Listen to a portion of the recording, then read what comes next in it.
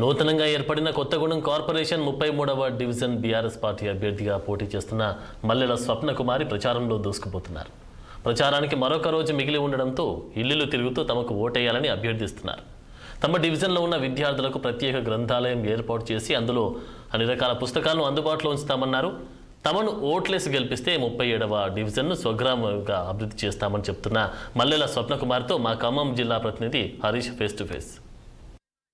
ఎన్నికల ప్రచారం వేడెక్కింది. ఉమ్మడి ఖమ్మం జిల్లాలో మున్సిపల్ ఎన్నికల ప్రచారం వేడెక్కింది. మరో ఒక రోజు మిగిలి ఉండడంతో అన్ని పార్టీలు తమ ప్రచారాన్ని హోరెత్తిస్తున్నాయి. మనతో మాట్లాడేందుకు బీఆర్ఎస్ పార్టీ 37వ డివిజన్ అభ్యర్థి మల్లెల స్వప్నకుమారి గారు ఉన్నారు. వారితో మాట్లాడి వాళ్ళ ప్రచారం ఎలా కొనసాగుతుందో అడిగి తెలుసుకుందాం. మేడం చెప్పండి, ప్రచారం ఎలా సాగుతుంది?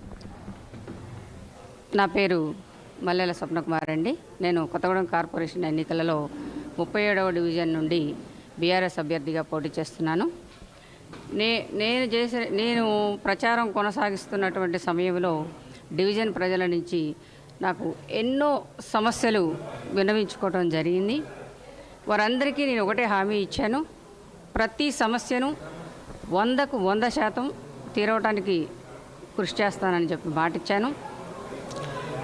డ్రైనేజీ వ్యవస్థలలో కావచ్చు, పైప్ లైన్ లీకుల వలన కావచ్చు, ఏ రోడ్డు మీద చూసినా కూడా నీరు వరదలలాగా కనిపిస్తున్నాయని చెప్పారు. మీకు నిజంగా నీరు వస్తున్నాయో లేవో మీకు తెలియాలి అని అంటే మీరు ఒక రోజు ఉదయం మార్నింగ్ మీరు వచ్చి గమనించండి మేడం అని చెప్పారు. నేను నిజంగానే ఒకరోజు మార్నింగు నడుచుకుంటూ నా డివిజన్లో తిరగడం జరిగింది. వాస్తవానికి చూస్తే ఏ డివిజన్లో అంటే ఏ గల్లీలో చూసినా కూడా పైపులు లీకేజీలు బాగా ఉన్నాయి. రోడ్ల మీద వాటర్ కూడా వృధాగా బాగా పోవడం నేను గమనించాను. అంతేకాకుండా మా చుట్టుపక్కల ఇక్కడ ఒక పెద్ద కాలం ఉన్నది. ఈ 25-27 ఇయర్స్ అంటే మున్సిపల్ ఎన్నికలు జరగకపోవడం వలన వీటిని పట్టించుకున్న నాదుడే లేకుండా పోయాడు. నా డివిజన్ ప్రజలు అది కూడా నాకు విన్నవించుకోవడం జరిగింది. మేడం, ఎంతో కాలం నుంచి ఈ కాలువలో చెత్త తీయడం లేదు, అదంతా కూడా వాసన బాగా వస్తుంది, దోమలు విజృంభిస్తున్నాయి అని చెప్పి నన్ను తీసుకెళ్ళి ఒక 10 నిమిషాలు వాళ్ళ ఇంట్లో కూర్చోబెట్టారు. ఒకరోజు ఈవినింగ్ కూర్చోబెడితే దోమలు విపరీతంగా కొట్టడం స్టార్ట్ చేశాయి. అంటే వాళ్ళ బాధని నాకు వాళ్ళు ప్రత్యక్షంగా చూపించగలిగారు. ఇక్కడ ఇలాంటి పరిస్థితి ఉంది మేడం, దీనికి మీరు ఏదో ఒకటి సమస్యకు పరిష్కారం చూపించాలని చెప్పి నా దగ్గర నుంచి వాళ్ళు హామీ తీసుకోవడం జరిగింది.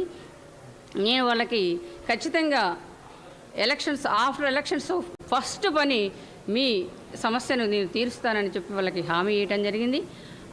ఇటువంటి సమస్యలన్నింటినీ కూడా మా రాజ్యసభ సభ్యులు వద్దిరాజు రవిచంద్ర గారి దృష్టికి తీసుకెళ్తే రవిచంద్ర గారు మాకు హామీ ఇచ్చారు. అందరి సమక్షంలో, ప్రజల సమక్షంలో కూడా మా నిధుల నుండి మొట్టమొదటిగా నేను ఆ డ్రైనేజీ సమస్యను పరిష్కరిస్తానని, ఇంకా ఎటువంటి సమస్యలున్నా కూడా రోడ్డు సమస్యలు కావచ్చు, డ్రైనేజీ సమస్యలు కావచ్చు, వీధి సమస్యలను కావచ్చు, మండలి కౌన్సిల్లో నన్ను గెలిపించినట్లయితే మండలి కౌన్సిల్లో నా వాయిస్ వినిపించి తప్పకుండా నా డివిజన్ని ఒక మోడల్ డివిజన్గా అభివృద్ధి చేస్తానని చెప్పి ప్రజలకు మీ ద్వారా తెలియజేస్తున్నాను. ప్రజలకు నేను హామీ కూడా ఇచ్చి ఉన్నాను. రీసెంట్గా నేను ప్రచారంలో భాగంగా నా డివిజన్లో ఉన్నటువంటి గ్రంథాలయాన్ని కూడా నేను సందర్శించడం జరిగింది.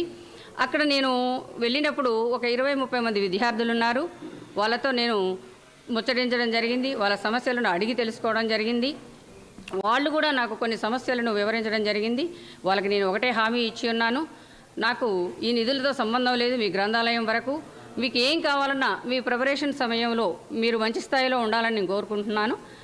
ఈ ప్రిపరేషన్ సమయంలో మీకేమైనా బుక్స్ అవసరమైతే నా నంబర్ ఇచ్చి వచ్చాను. నా వాట్సాప్కి మీకు ఏ బుక్ కావాలి, దానికి సంబంధించినటువంటి ఆధార్ ఎవరో నాకు మెసేజ్ చేస్తే మీకు వితిన్ సెకండ్లలో నేను అరేంజ్ చేయగలనని చెప్పి వాళ్ళకి హామీ ఇచ్చి ఉన్నాను.